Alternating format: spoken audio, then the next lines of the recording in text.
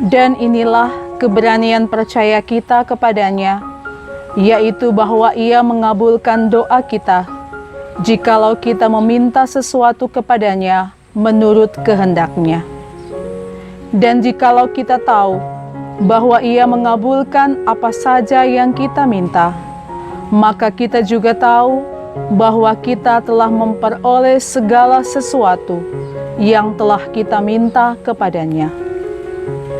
Kalau ada seorang melihat saudaranya berbuat dosa, yaitu dosa yang tidak mendatangkan maut, hendaklah ia berdoa kepada Allah, dan Dia akan memberikan hidup kepadanya, yaitu mereka yang berbuat dosa yang tidak mendatangkan maut.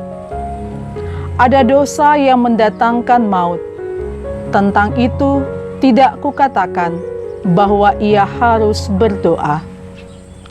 Semua kejahatan adalah dosa, tetapi ada dosa yang tidak mendatangkan maut.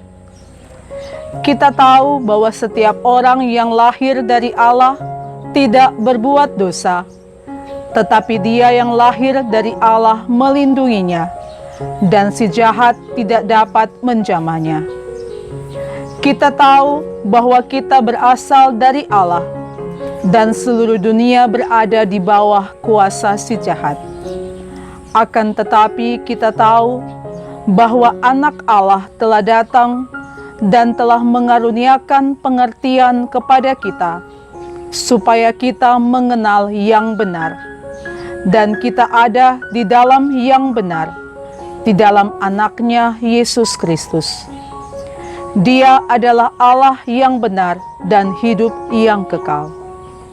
Anak-anakku, waspadalah terhadap segala berhala.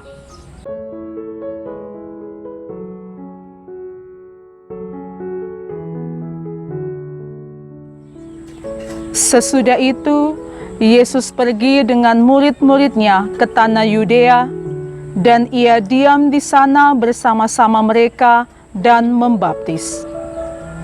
Akan tetapi, Yohanes pun membaptis juga di Ainon, dekat Salim, sebab di situ banyak air, dan orang-orang datang ke situ untuk dibaptis. Sebab pada waktu itu, Yohanes belum dimasukkan ke dalam penjara. Maka timbullah perselisihan di antara murid-murid Yohanes dengan seorang Yahudi tentang penyucian. Lalu mereka datang kepada Yohanes dan berkata kepadanya, "Rabi, orang yang bersama dengan engkau di seberang sungai Yordan, dan yang tentang dia engkau telah memberi kesaksian, dia membaptis juga, dan semua orang pergi kepadanya." Jawab Yohanes, "Tidak ada seorang pun yang dapat mengambil sesuatu bagi dirinya, kalau tidak dikaruniakan kepadanya dari surga. Kamu sendiri dapat memberi kesaksian bahwa aku telah berkata, aku bukan Mesias, tetapi aku diutus untuk mendahuluinya. Yang empunya mempelai perempuan, ialah mempelai laki-laki.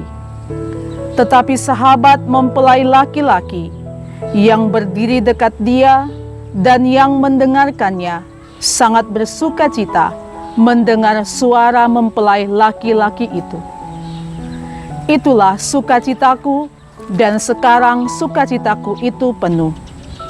Ia harus makin besar, tetapi aku harus makin kecil."